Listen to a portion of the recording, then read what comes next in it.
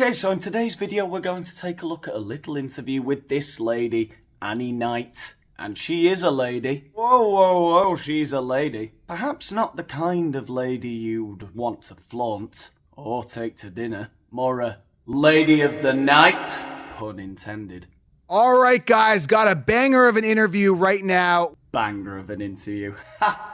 That's the other great thing about this interview. I've discovered my new favourite interviewer. My second favourite, Camus, after Albert Camus. Banger of an interview right now with the great Annie Knight, who recently went viral for something that people typically don't really go viral for. She recently went viral for sleeping with 300 people in a year. What a time to be alive. So I got so many questions about this. Succinct, concise, get straight to the point.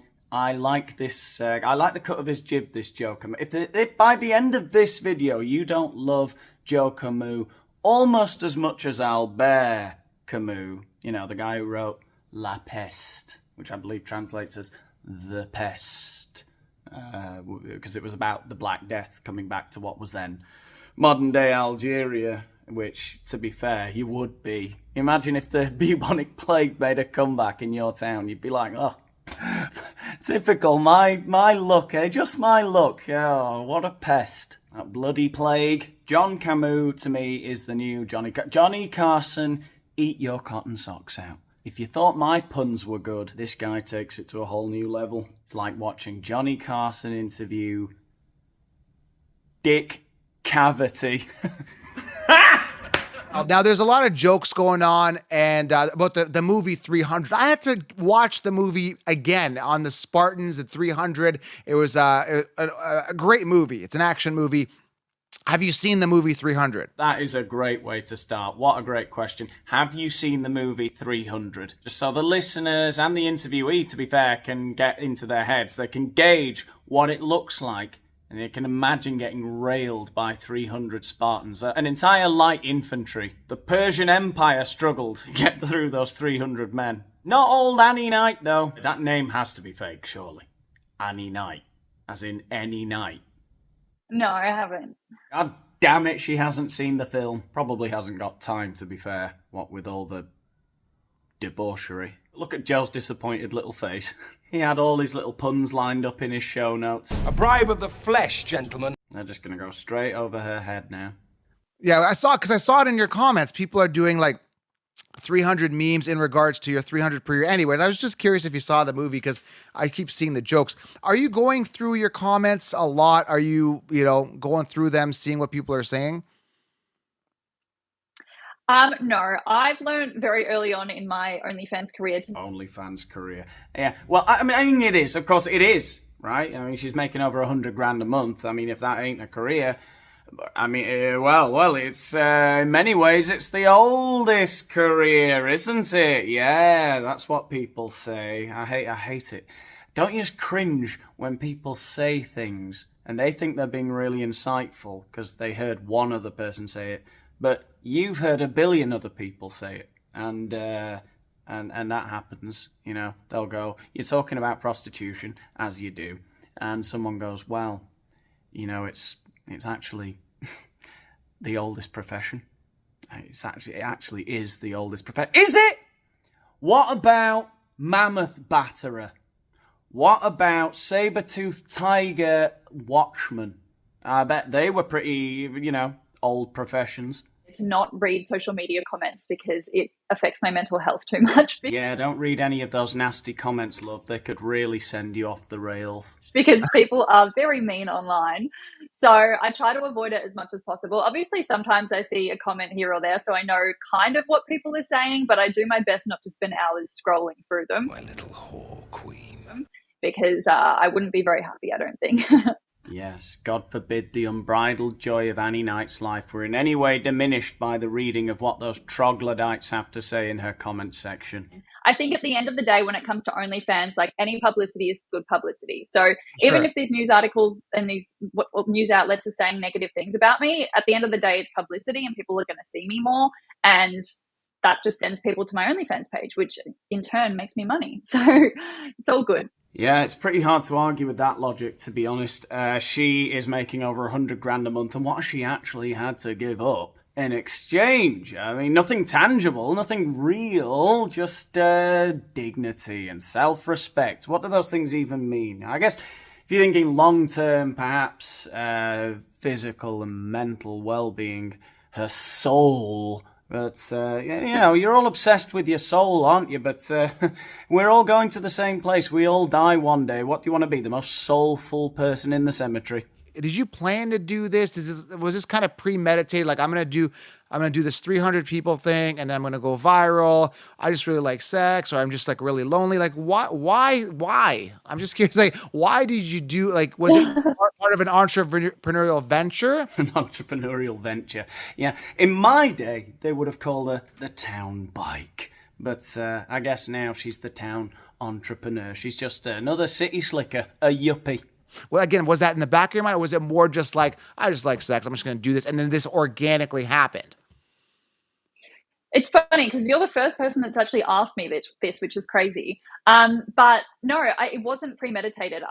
Before the 300 people in a year, I think my body count was like 12. Now, I'm no straight-laced prude, right? But I do find it funny that people call how many people they've slept with their body count. A war term, how many people you've killed. It's like they have to dissociate themselves with it. It's like they're killing NPCs in a video game. They almost can't bring themselves to acknowledge that they've done that with a certain amount of people. I don't know what it is. Maybe I am a bit of a prude, but I've always found it really sort of off-putting when people speak really nonchalantly about sex, as though it's just like having a shit or something. I don't like that. I never have.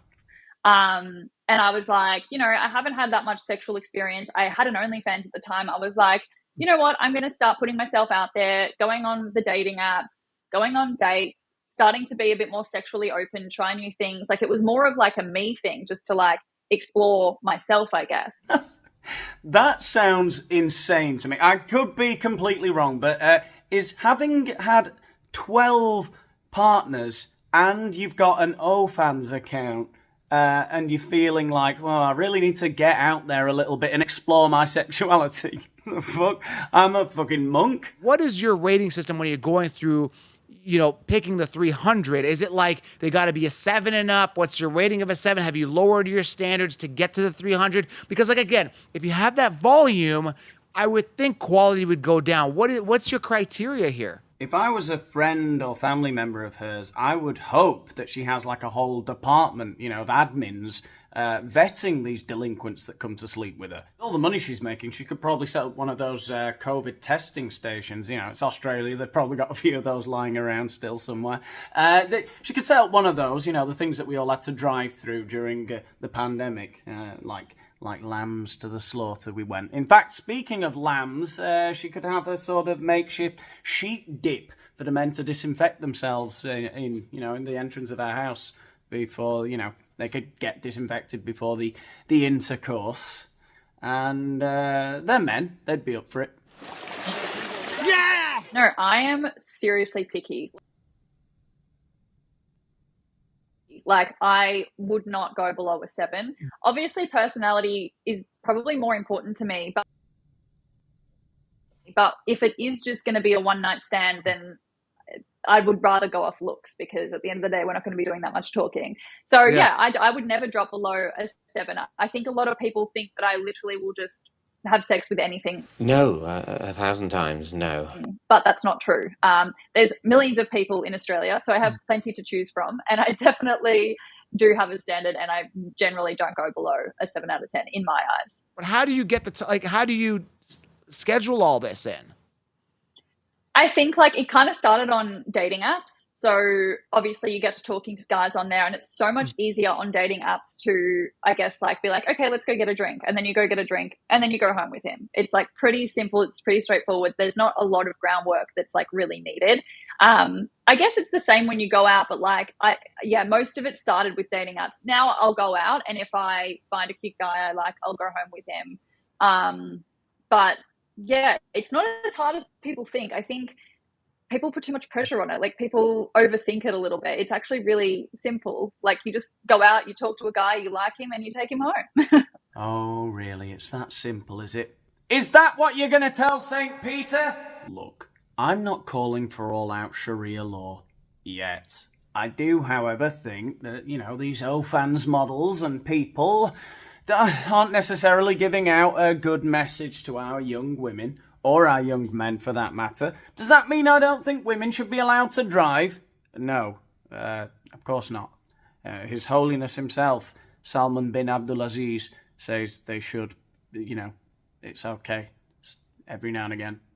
And that's the North Star that guides my moral compass.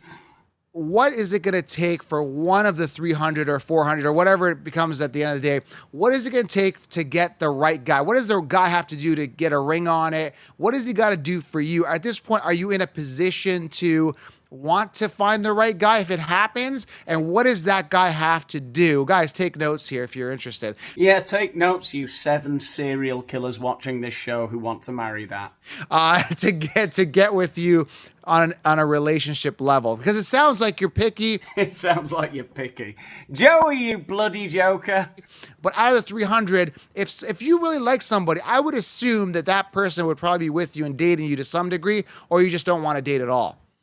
Yeah, I think, honestly, it's crazy because my criteria is very simple. I want a guy who's loyal, family orientated, kind, non-judgmental. Forgive me, but I think she's being a bit delusional for a number of reasons. First of all, she's looking for some guy who's really kind and family oriented and loyal, and those are his values, right? But also non-judgmental. Now, I think she could find some Christian conservative guy who wants to save her from her sinful ways, possibly.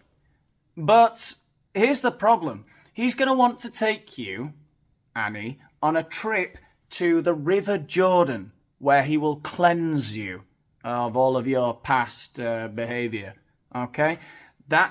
He was not going to be happy until he sees you speaking in tongues and convulsing on the floor, right? And I just don't see you, Annie, I don't see you agreeing to that trip to Jordan or the convulsions. Because why would you? You've seen how easy it is to get men, how easy manipulated they are, until you get something that's absolutely subservient to you, who just bends to your every will.